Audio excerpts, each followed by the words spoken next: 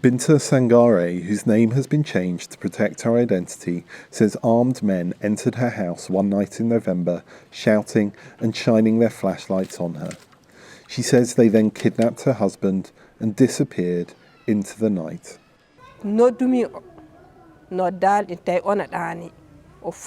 Just after they left, we heard gunshots. They killed 7 people that night. We found the bodies of 6 of them and the last one a few days later. We found my husband's body and buried it. She says the men who took her husband away were Burkinabe security forces. At her husband's funeral, they came again and detained people from the Fulani ethnic group, she says. They came to kidnap and kill without cause or investigation. That makes us scared every day. Burkina Faso has been battling armed groups linked to Islamic State and Al-Qaeda for 6 years, as this video on social media purports to show. In the last year, the conflict has spread south. Reports of extrajudicial killings by Burkinabe security forces, known as the FDS, have increased. Rights groups say there is a common misconception that Fulanis are behind much of the terror attacks and say Fulanis make up most victims of pro-government forces. VOA spoke with 7 witnesses in the southwest municipality of Jigwe who said relatives were abducted or killed by security forces in November.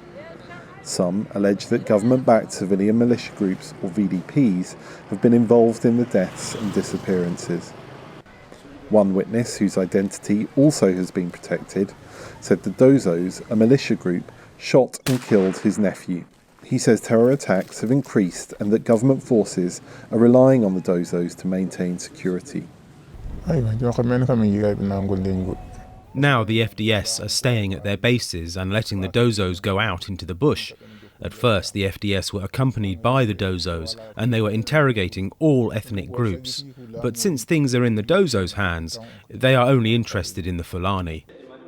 One Burkinabe human rights group, the Collective Against Impunity and the Stigmatization of Communities, says 17 people were murdered in Jigwe in November. In a VOA interview, the group's founder called on Burkinabe leaders to act. Urgently suspend the issues of the VDPs and the armed civilians.